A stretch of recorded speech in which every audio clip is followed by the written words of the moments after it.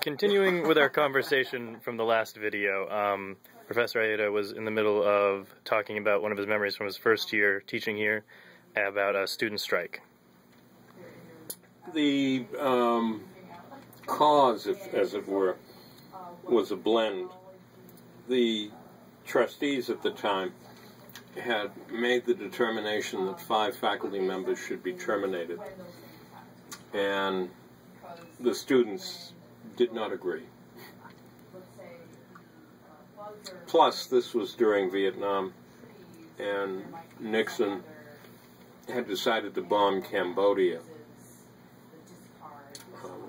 So that was part of the cause célèbre, too. The students actually went into what is now Valentine and blocked the exits so that the trustees couldn't get out. They were dining in there.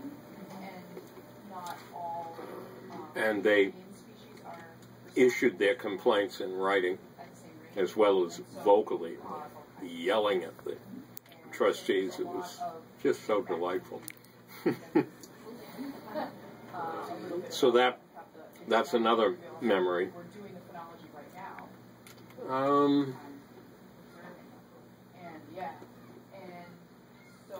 The mismanagement of this place has always been a memory, too. Particularly between 1975 and 1983, when there was a character named Arthur M. Griffin, who was the president, and nobody wanted him, which is why, of course, he was selected. It's the same trustees, incidentally, who were held, I won't say hostage, but held, enwrapped by the students in '69 who brought him in, so they hadn't gotten any better. And then I think it was fascinating for me to watch Tom DeWitt work. He was the president from '88 until 2000 and what?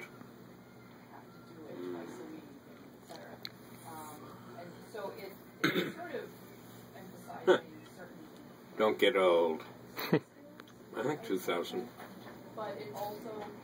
2006 maybe. DeWitt saved this place. It wouldn't be here. You wouldn't be here. I wouldn't be here if he hadn't been the president. He made some very tough decisions. He cut back faculty. He cut back administration. He cut back staff.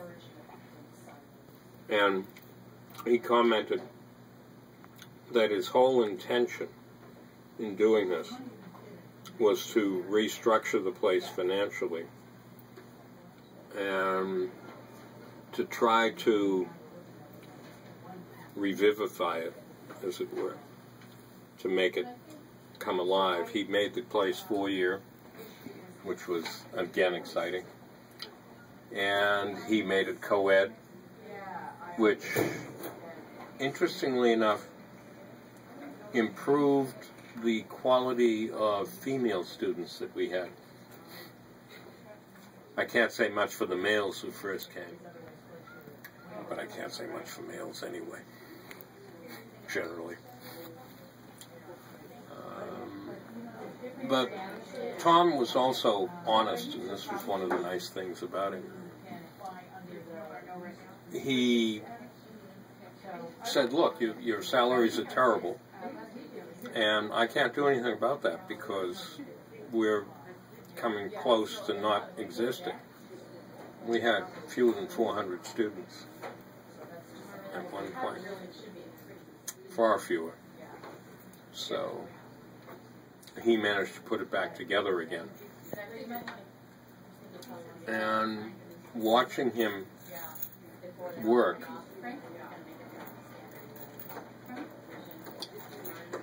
I didn't always agree with him, and he knew that. He regularly complained that I was a pain in his ass, which is okay. I think people should be, if they have cause to be, not just for the sake of being.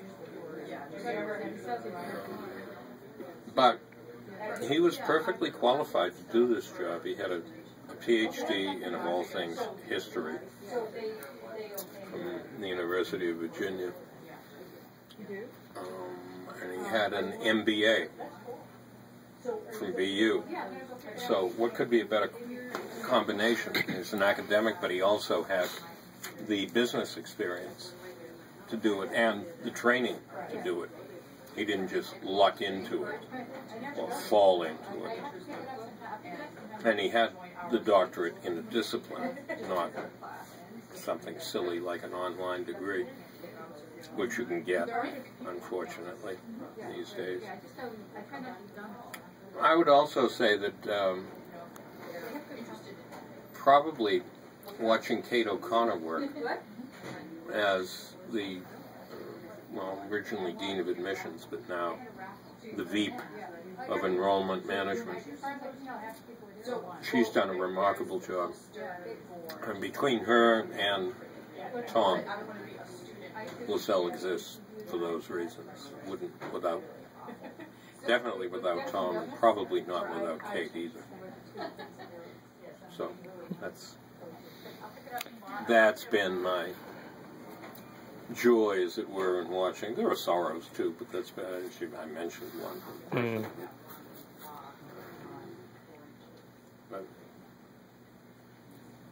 Going in to the final question, most of your classes, history or philosophy, are usually philosophy-based, and being a comm student, that wouldn't have necessarily appealed to me to begin with, even though taking them, I learned to enjoy them greatly.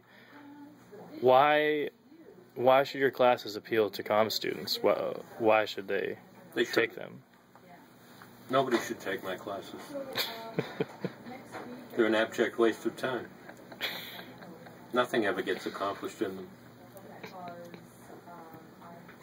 That's how you really feel? No.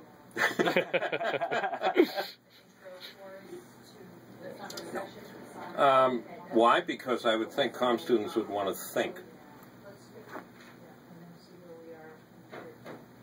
I would think any individual in college would want to think and not just want to be job trained. I'm not saying you shouldn't learn a skill you can use in the everyday work world, but if you can't think critically and you can't develop sound arguments for whatever it is you're trying to prove, whether it's at work or in your everyday life, you're going to be a bloody bore. And who would ever want to hang out with you? Beer goes a little bit at your age, but within a decade it won't anymore. It'll be wine, no doubt, and martinis, no doubt, or something along those lines. But that alcohol doesn't make you an interesting person. It's what goes on inside your mind that makes you an interesting person. It's one of the things that I say when I teach the Philosophies of Love class, which I do every once in a while. I'm going to do it next spring. I haven't done it for, I don't know, 6 years, 5 to 6 years now. Is, look, sex is important in life, fine, okay, good. If that's why you choose to get in a relationship with somebody, you're nuts. You have to be able to talk with the person, and the person has to be able to talk with you. Otherwise, the two of you will end up hating each other. So it's not the physical that's going to make life exciting. You have to have it, but it's not what's going to make life exciting. What's going to make life exciting is whatever the two of you can exchange by ways of ideas, and this doesn't mean you always agree. Well, thank you, Joe, for the interview. My pleasure.